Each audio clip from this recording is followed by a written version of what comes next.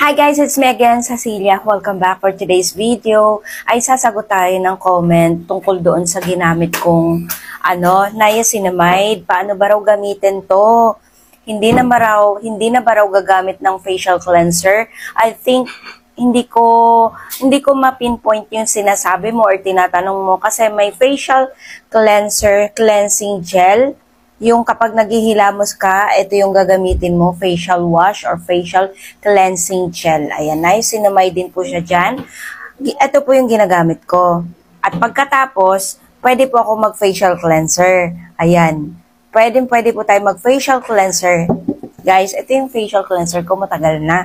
Kasi dito nawawala yung pimples ko. Pero ngayon, nagkaroon ako ng pimples ulit. O, isang peraso lang. Pero saglit lang yan, mawawala yan kapag nag-apply ako ulit nito. Kasi nag-stop ako mag-apply nito ng ilang days na ata. So, ngayon, ayan na naman ako. So, para ma-prevent ang pimples nyo, mga ganito, mag-apply kayo nito. Pero syempre, bago kayo mag-apply nito, maghihilamos kayo gamit ang facial cleansing gel nyo. Okay?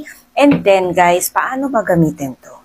Ganito guys, maghilamos ka muna gamit yung facial cleansing mo or facial cleanser mo or yung favorite mo sabon. Maghilamos ka muna. Pagkatapos, facial cleanser. Ayan, magpahid ka nyan. After nun, ito na ila-apply nyo guys.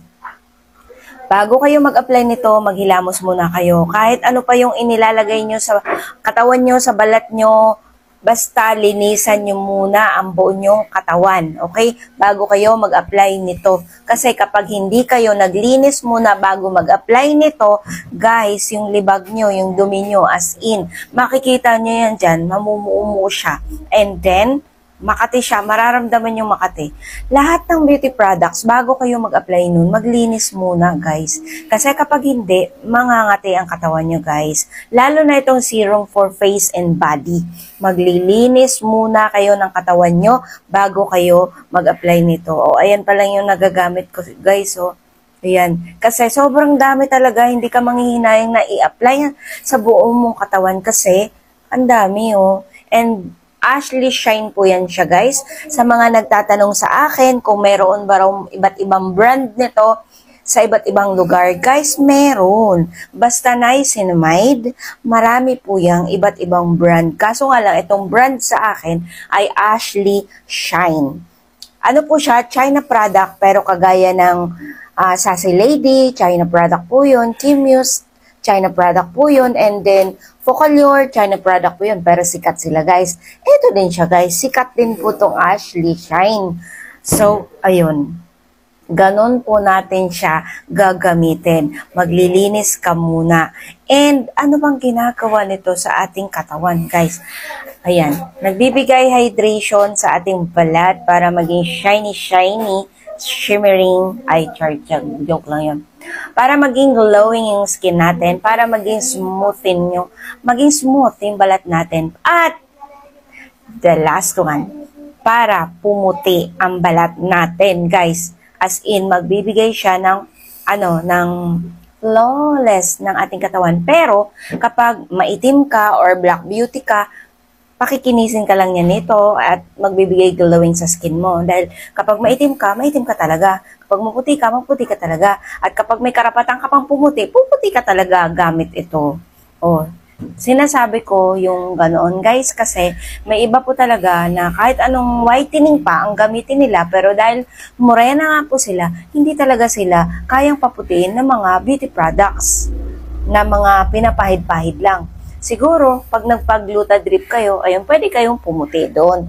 Pero yung mga pahid-pahid lang, ayun, medyo mag-glow lang talaga at kikinis yung balat nyo. Para alam nyo guys, huwag nyo problemahin kung morena man kayo. Kasi ako morena din po talaga ako. Hindi ko pinoproblema yun. Basta ang importante, healthy yung skin ko. And eto, nagbibigay healthy skin po talaga to guys. Kasi, inaalis niya yung mga dead skin natin. Tapos, pinapalitan niya ng bagong skin. Tapos, habang gumagamit ka nito, kaya nga ang sabi nila, nag-glow yung skin mo dito. Kasi, yun po yung ginagawa niya sa balat natin. Yung parang ginagawa niyang bata ulit yung ating katawan, ating balat.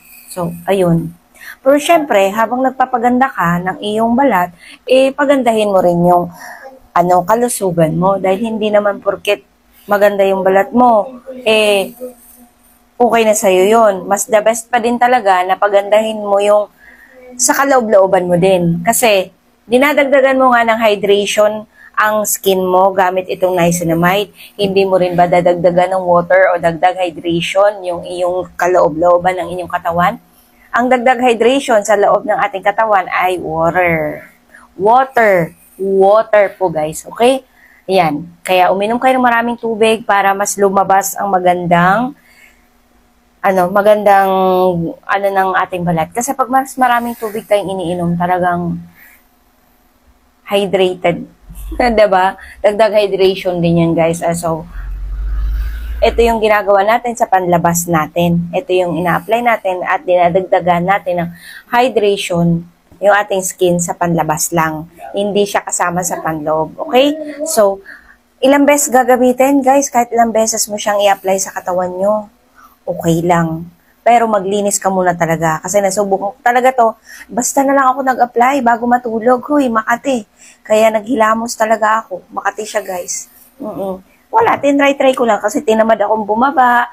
Ay, nag-apply ako agad kasi matutulog na ako. Makati. Kaya, hindi talaga siya pwedeng i-apply sa katawan natin nang hindi tayo naglilinis. Okay? So, ilang beses? Sinabi ko na, kahit ilang beses, pwede. Pero kalimitan, 2 times a day lang naman.